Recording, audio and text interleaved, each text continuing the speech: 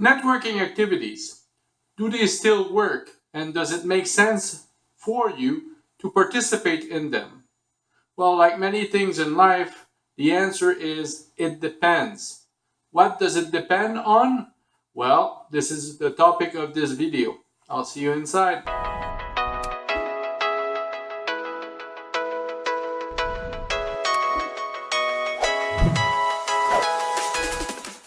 Now, the first thing that it might depend on is what do you sell? Now, do I mean by that? If you sell a low ticket item or a very cheap service or product, spending 3 hours and maybe more for researching and subscribing to the various activities to sell something that might be $50 per person might not necessarily be the best use of your time. Now, if you are at the beginning and you have no clients, well, time is of the essence. So maybe you can spend sometimes doing those type of activities to get the ball rolling. Having said that, networking activities are not necessarily for selling only. You can find a lot of other things, some of which would be collaborators. You can find people that to help you with accounting, with graphic design, if these are not necessarily your things. Sorry. So you can find a lot of help with those networking activities. So if you get into them and you participate, keep an open mind. Not necessarily for sales, but sometimes to get more help running your business or getting some advice or getting into a network or associations. There's many things that can come up from networking activities. The other thing that we need to talk about is I consider two types of networking activities. You have offline and online. Now, let's talk about offline. How do you find those activities? There are three main platforms that I use and are pretty effective. You can find networking activities in meetup groups, in Facebook activities, and on Eventbrite. Now, all three, you have to do the work, but before you do that, you have to understand what are your client type. So what is the profile of your potential clients? So you need to understand that because you need to select activities where they might go.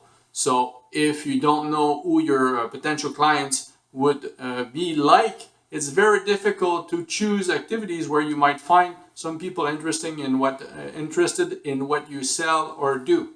All right. So once you do that, you register to groups. Meetup is very good for that. So you can search by interest and you can register to those groups. You can do that on Eventbrite and on Facebook. At the point of the video, a little bit less so, but you still could register.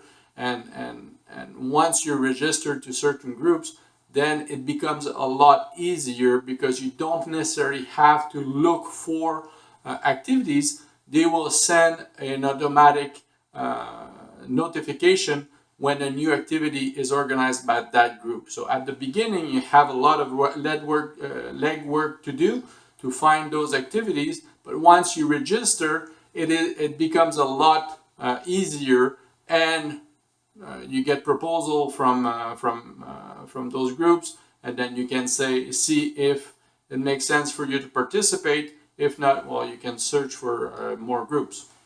Now, how do you approach an evening of networking? Now, I will tell you the way I do it, and it might be good for you. It might not necessarily fit your personality, but this is the best advice that I can give you, is what works for me.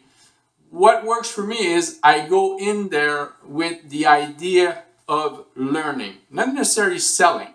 I want to go in there and I want to listen first, and then if there's a match or if I understand that there's some sort of reciprocity, then maybe do my pitch. But listening first, remove all sorts of stress and tension. You ask questions, you get to learn about the other person's business problems, solution. So it is very interesting. Even if you don't sell anything in an evening, you get to learn a lot. As an entrepreneur or as a freelancer, one of the things that I struggle with is being alone a lot of the time. And you face a lot of problems, and sometimes you feel like this is overwhelming. By going out and speaking with people, sometimes you understand that the problems that you face are shared, so you're not the only one that have those problems. You find very innovating solution to those problems. Sometimes people have dealt with them in a very original manner that you may not have thought about. So this is information that is very good for you. So by listening, you get all of this information.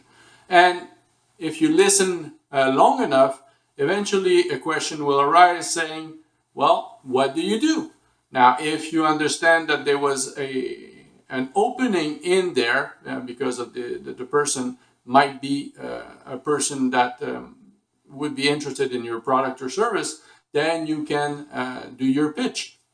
But you have a rapport. You already talked to the person, the barriers are down. It's a lot easier. This is what I like to do. Now, the other type of networking that you can do is online networking. Now, how do you do that? There's a few platforms that offer groups.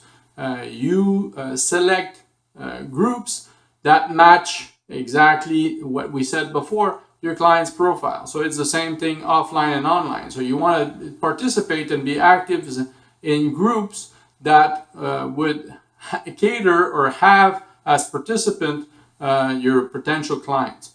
And you listen to conversation or read the conversation, and you participate once a question arises that is up your alley. So if somebody asks a question and you know the answer to, well, you can answer.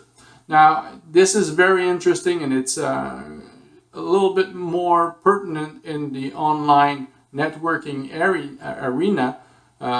You have to understand that if you get into a conversation with someone in the open forum, well, not only that person will read your comments, but maybe 5, 6, 10, 20 other people will read that comment. So always keep this in mind.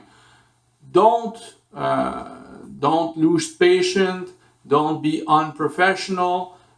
Understand that whatever you write, many other people will read. So always put your best foot forward and communicate in that manner, understanding that it will be read by many people.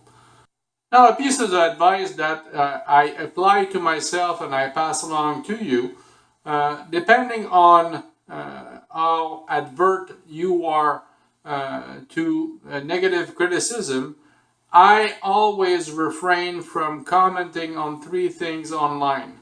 Politics, I don't talk about. I don't talk about religion, and I don't talk about sexuality. Those are 3 topics that are just time bombs. So you start writing something on those, you will find enough people with opposite views and more willing to participate and write about why you are wrong. So I just steer away from them. Now, if you desire, you can use them, but that's my advice to you. So hopefully this video has been helpful. If you like it, please share it around. Help me to grow this channel. Subscribe, and if you have any comments, leave them below. I read them. Okay? Thank you very much, and I'll see you in the next video. Bye.